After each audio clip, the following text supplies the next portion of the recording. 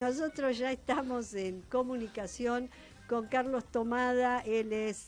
Carlos Tomada es el ex ministro de Trabajo de los gobiernos de Néstor, el primer gobierno de Néstor y los dos gobiernos de Cristina, y durante el gobierno de Alberto Fernández fue designado embajador en nuestro país hermano, que es México. Bienvenido a Radiográfica, Carlos Tomada. ¿Cómo le va? Rodolfo Colangelo, Jorge Benedetti y Vivian Elem los saludan. Bueno, buenos días a todos. Un gusto siempre hablar con la Radiográfica y sobre todo ahora, después de tanto tiempo, y en este tiempo. En este tiempo. ¿Ya se adaptó, se aclimató nuevamente a Buenos Aires? A la intensidad de la Argentina. Sí, claro, sí, a eso me refiero. A la Argentina intensa, sí.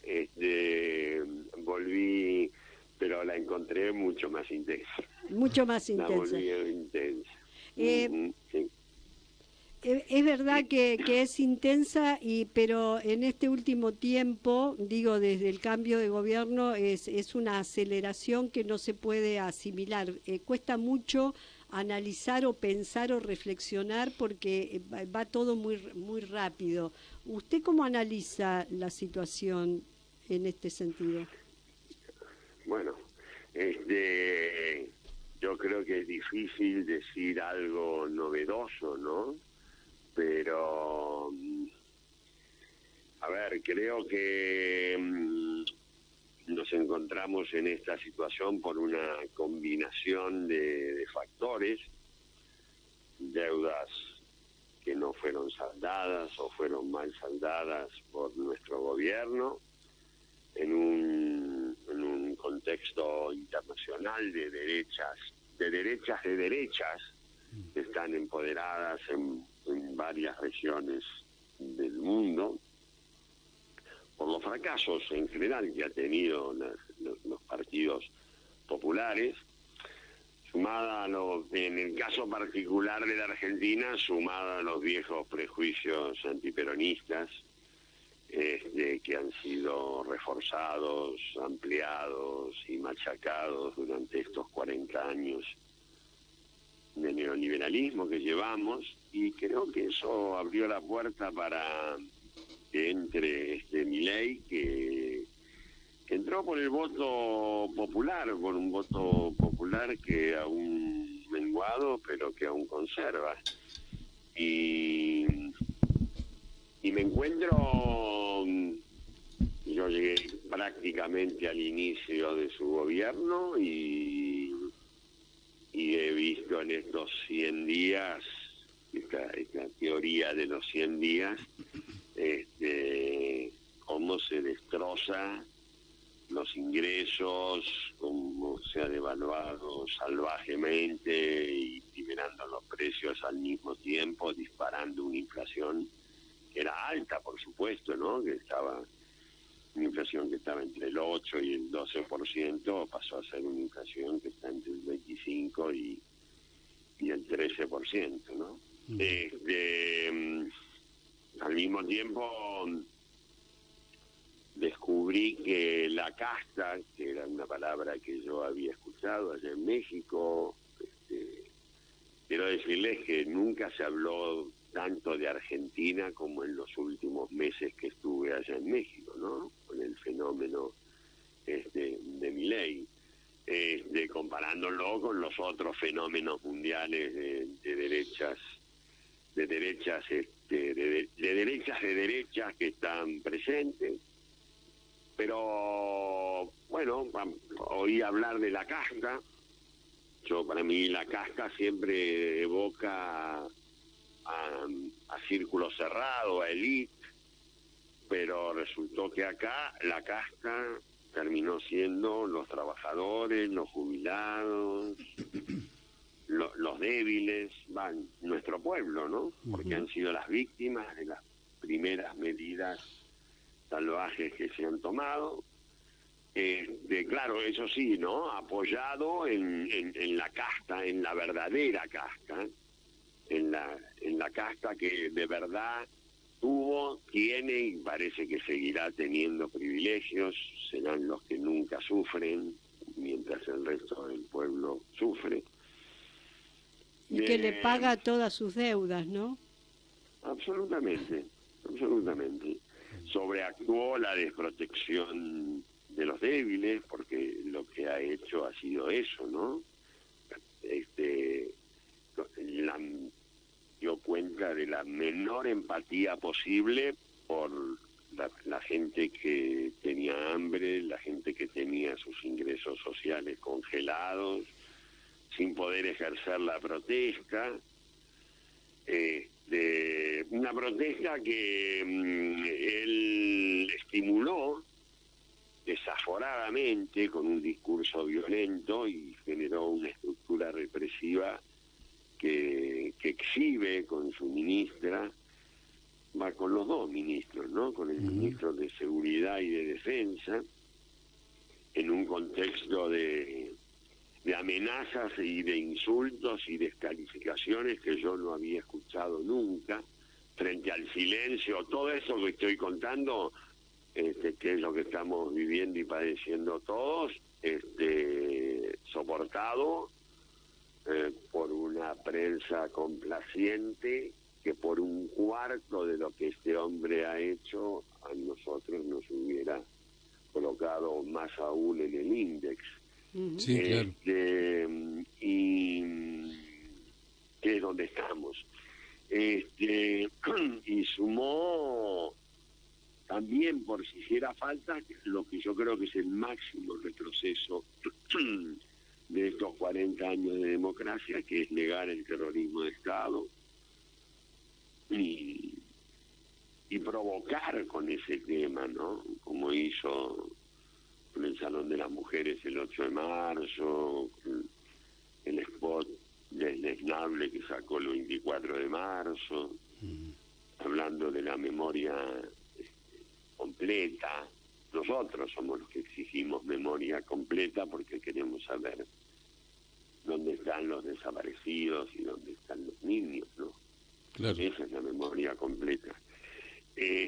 Así que bueno, observando cómo y actuando en la medida de mis posibilidades frente a este desmantelamiento de la política nacional, tratando de acompañar las luchas de los compañeros del Banco Nación, bueno, de Telam, en fin, de todo esto que implica no solamente la masiva, perdón, pero soy medio ronco,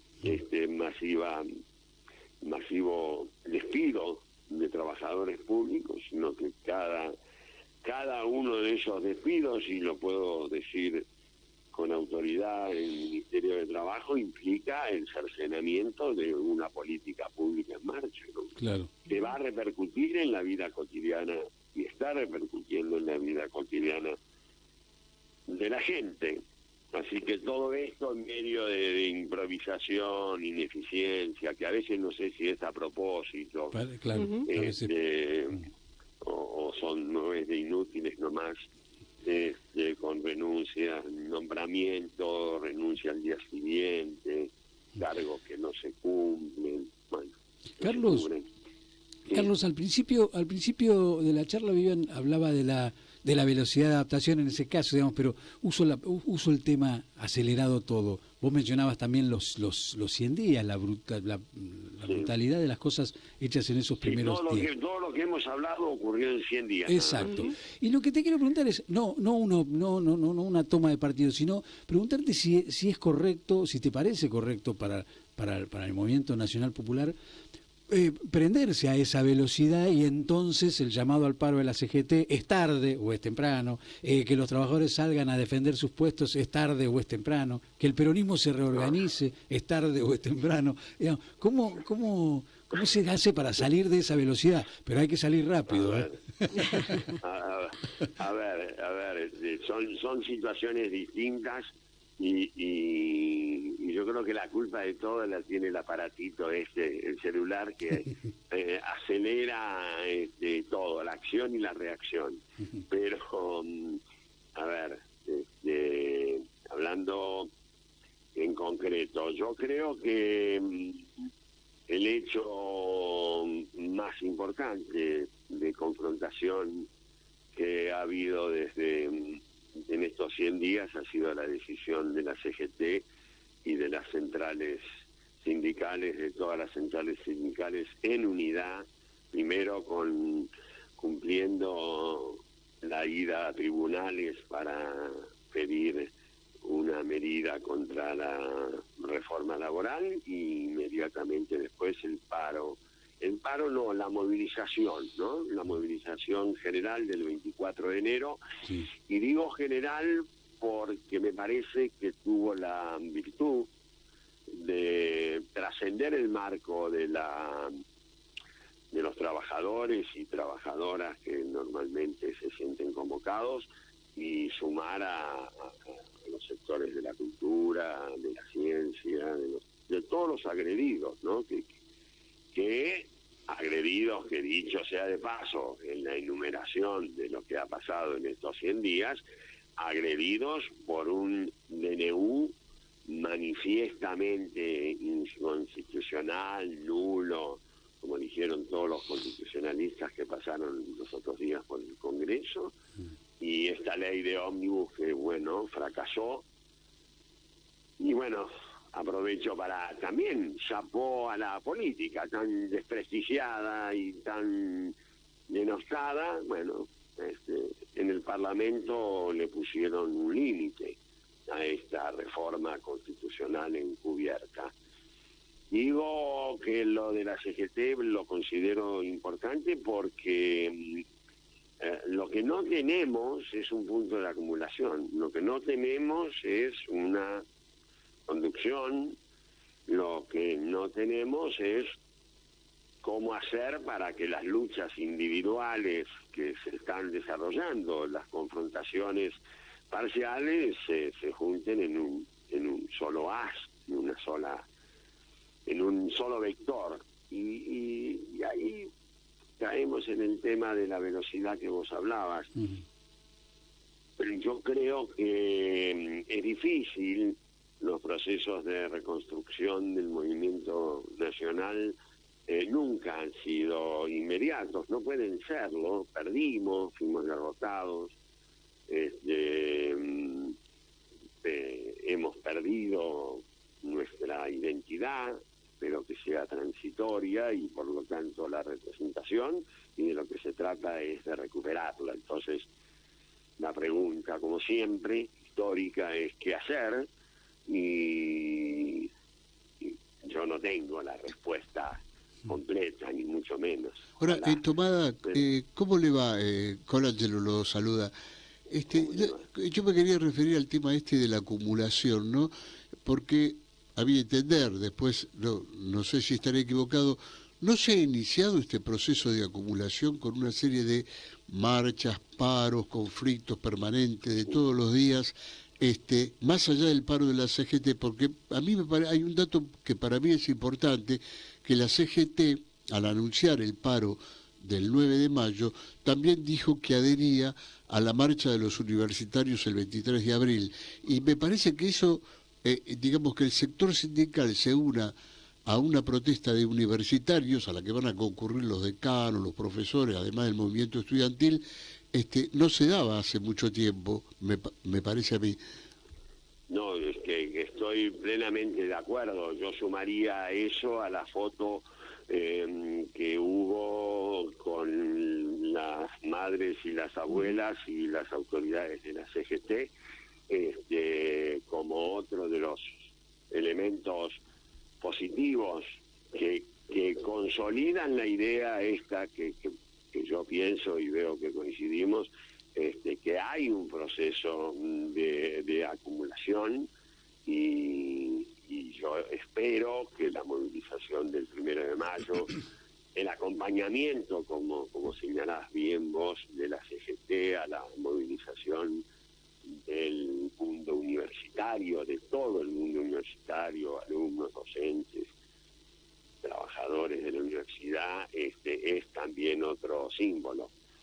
Ese proceso se está dando y hay que acompañarlo, y es una tarea, yo diría que es más que una tarea militante, ¿no? Me parece que es la tarea igual que la movilización del 24, la del 8 y del 24, que también trascendieron el marco de su propia consigna, digamos, y yo creo que tiene que ver con no sé si estuviese el 24 mirando a la gente, digamos, había mucha gente que iba suelta, muchas con niños y carritos con niños, y eso da cuenta, me parece que más que un acto militante, que por supuesto lo es y siempre lo será, de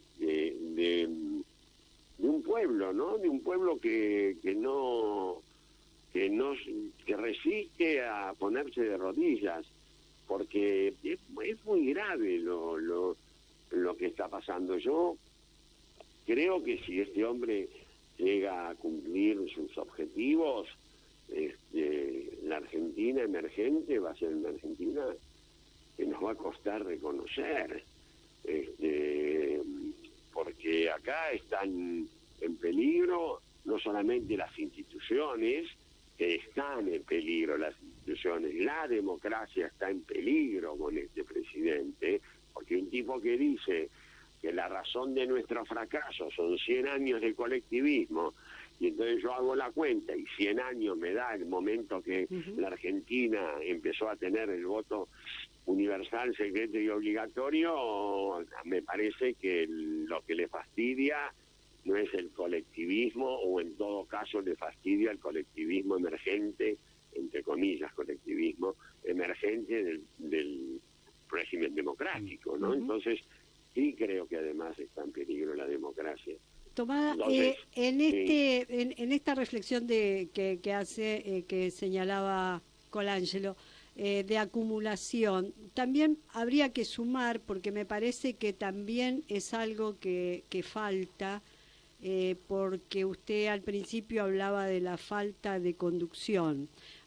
Bueno, esta acumulación, no creo yo, debería tener dos patas más, una que es, además de la acumulación, una dirección y un contenido, por llamarlo de alguna manera. Entonces me parece que ahí hay un indicio, o tibio, si quiere, o que se puede mejorar, o que seguramente le falta a la opinión de algunos sectores, que es el documento de la CGT como un intento a empezar a discutir, porque ¿para dónde se acumula? ¿Para qué se acumula?